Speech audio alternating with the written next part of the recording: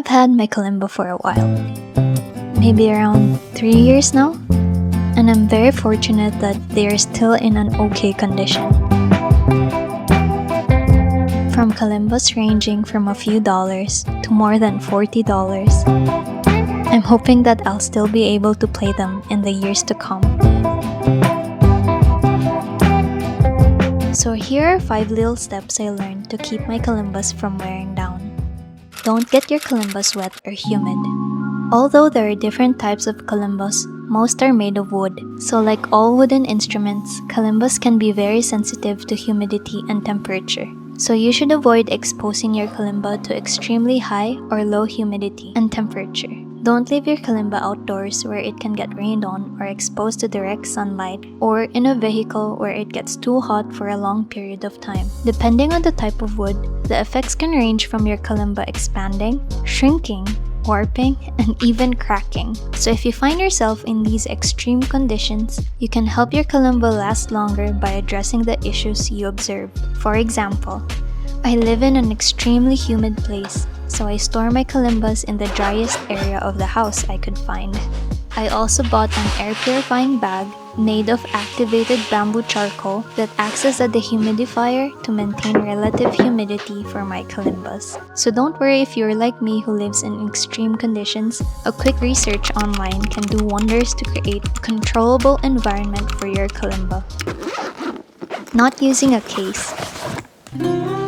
One of the things I love about the kalimba is probably how portable it is. I bring my kalimba outdoors a lot, and it's very easy to just stuff your kalimba in your bag among your other things. The problem with this is that our kalimbas are very delicate. They need something to protect it from scratches or having the tines misaligned. That's why a case is very important. You can use a hard case to protect it from impact, especially to the tines. Or if you don't have one, a drawstring bag can give a layer of protection to your kalimba. I've found that acrylic kalimbas are more susceptible to scratches than wooden ones, and I got pretty sad when I saw some on mine. So if you're planning to bring your kalimba with you on a trip, remember to use a case. Using harsh chemicals to clean your kalimba. When cleaning your kalimba, it's best to avoid using alcohol or strong chemicals. I use alcohol to clean most of my things, so I was very tempted to use it to clean my kalimba. Rubbing alcohol can act as a solvent when it comes into contact with wood. Solvents are designed to liquefy wood finishes, including varnishes and stains. This means that it can strip away the upper layers of your kalimba. You should never use bleach on your metal tines as well. Using bleach on metals such as stainless steel will result in discoloration and corrosion. To clean your kalimba, just simply use a soft dry cloth to gently wipe down the surface and tines. If you need to remove any stubborn dirt, you can use a slightly damp cloth, but be sure to dry your kalimba thoroughly afterwards.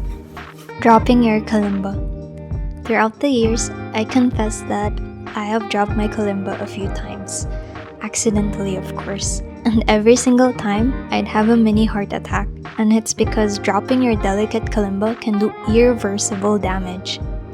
These damages can range from a few scratches to the body, some dents, having bent tines, or your kalimba being out of tune permanently. The most damage I got from dropping my kalimba was having the body chipped, which is probably a minor damage compared to the major ones I listed a while ago. I may be lucky for now, but I'm not planning on dropping my kalimba anytime soon to find out. So let's all be careful when handling our kalimbas. Playing with dirty hands. If you're like me who likes playing their kalimba at random times of the day, make sure you don't play with dirty hands. Always wipe off your kalimba after use, especially if your hands tend to sweat excessively. If you have sweaty palms, I highly recommend the acrylic kalimba for you. Since most kalimbas are made of wood, the dirt and moisture in our hands can easily wear down the instrument. So make sure to wipe off the kalimba often and keep the tines clean and dry to prevent rust from forming. So I hope you learned more about taking care of your kalimba today, and here's to playing our kalimba for many more years to come. See you next time.